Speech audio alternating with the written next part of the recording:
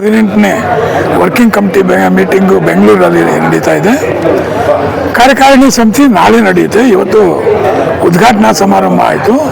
ಈ ಉದ್ಘಾಟನಾ ಸಮಾರಂಭಕ್ಕೆ ಯಶಸ್ವಿಯಾಗೋದಕ್ಕೆ ಕಾರಣ ಬಂದ್ಬಿಟ್ಟು ನಮ್ಮ ಅಧ್ಯಕ್ಷರು ಮತ್ತು ಎಲ್ಲ ಪದಾಧಿಕಾರಿಗಳು ಕೂಡ ಈ ಒಂದು ಕಾರ್ಯಕಾರಿಣಿ ಸಮಿತಿಯಲ್ಲಿ ಬಹಳ ಮಹತ್ವವಾದಂಥ ವಿಷಯಗಳನ್ನು ಚರ್ಚೆ ಆಗಬೇಕು ಅಂತೇಳಿ ಇವತ್ತಿನ ಈ ಸಭೆಯಲ್ಲಿ ತೀರ್ಮಾನಗಳಾಗಿದೆ.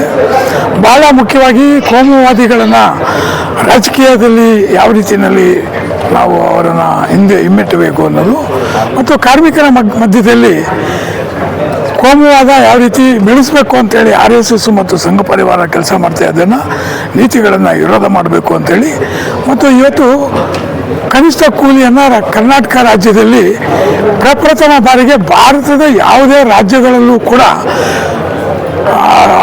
ಇಂಪ್ಲಿಮೆಂಟ್ ಮಾಡದೇ ಇರತಕ್ಕಂಥ ವೇಜ್ ಸ್ಕೀಮನ್ನು ಕರ್ನಾಟಕ ರಾಜ್ಯದಲ್ಲಿ ಇಂಪ್ಲಿಮೆಂಟ್ ಮಾಡಿದೆ. 31,500 ರೂಪಾಯಿಗಳ ಕನಿಷ್ಠ ವೇತನ ಅದು ಬಂದ್ಬಿಟ್ಟು ಎಲ್ಲ ಕಾರ್ಮಿಕ ವರ್ಗಕ್ಕೂ ಸಲ್ಲಬೇಕು ಅಂತೇಳಿ ಈ ರಾಜ್ಯದಲ್ಲಿ ತೀರ್ಮಾನ ತಗೊಂಡಿದೆ. ಅದೇ ರೀತಿಯಲ್ಲಿ ಗಿಗ್ ವರ್ಕರ್ಸ್ ಆಕ್ಸಿಡೆಂಟ್ ಆದರೆ 2 ಲಕ್ಷ ರೂಪಾಯಿ ಮುಖ್ಯಮಂತ್ರಿಗಳ ಪರಿಹಾರ ನಿಧಿಯಿಂದ ಕೊಡಬೇಕು ಅಂತೇಳಿ ಕೂಡ ಒಂದು ತೀರ್ಮಾನ ಆಗಿದೆ.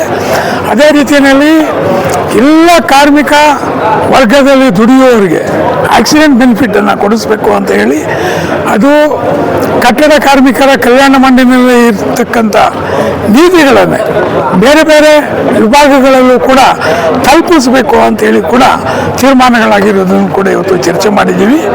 ಮತ್ತು ಕನಿಷ್ಠ ಕೂಲಿನಲ್ಲಿ ಇವತ್ತು 28 ವಿಭಾಗಗಳನ್ನು ಹೊರಗಡೆ ಮಡಗಿರೋದನ್ನು ಕೂಡ ನಾವು ಖಂಡನೆ ಮಾಡಿದ್ದೀವಿ. ಆ ನಿಟ್ಟಿನಲ್ಲಿ ಎಲ್ಲ ಕಾರ್ಮಿಕ ಸಂಘಟನೆಗಳು ಕೂಡ JCTUನವರು ಬಂದು ಇವತ್ತು ನಮ್ಮ ಈ ಕಾರ್ಯಕಾರಿಣಿ ಸಮಿತಿ ಯಶಸ್ವಿಯಾಗಲಿ ಅಂತೇಳಿ ಶುಭವನ್ನು ಕೂಡ ಅವರು ಕೋರಿದ್ದಾರೆ. ಭಾಳ ಮುಖ್ಯವಾಗಿ ನನಗೆ ಕೂಡ ಆಶ್ಚರ್ಯ ಆಯಿತು. ನನಗೆ ಈ ಒಂದು ನಿಟ್ಟಲ್ಲಿ ನನ್ನ ಎಲ್ಲ ಆಗುಹೋಗುಗಳನ್ನು ನನ್ನ ಹೋರಾಟಗಳನ್ನು ಪ್ರಚಾರ ಮಾಡ್ತಾ ಇವತ್ತು ನನಗೆ ಸನ್ಮಾನ ಮಾಡಿದ್ದು ನಿಜವಾಗ್ಲೂ ಕೂಡ ತುಂಬ ಹೃದಯದ ಧನ್ಯವಾದಗಳನ್ನು ಇಂಟೆಕ್ನಲ್ಲಿ ನಾನು ಅವ್ರಿಗೆ ಹೇಳ್ತಾ ಇದ್ದೀನಿ.